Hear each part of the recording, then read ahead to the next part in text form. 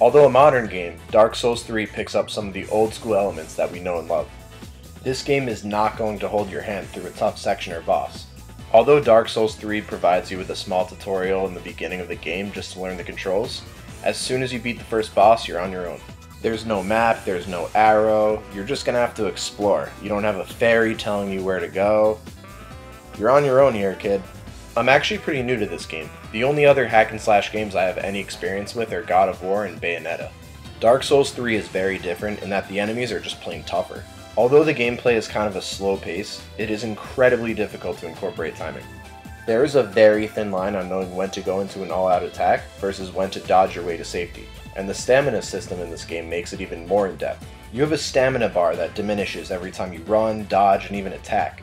If you start wailing on an enemy to the point that your stamina runs out, you won't be able to roll out of the way of an attack that is coming right at you. This means that timing is not the only thing that you have to master in Dark Souls. You also have to plot out your resources.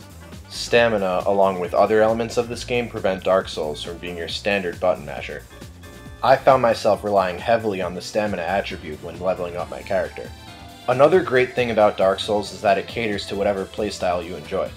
I like thinking minimally when I play video games because overall, I'm a dumb person.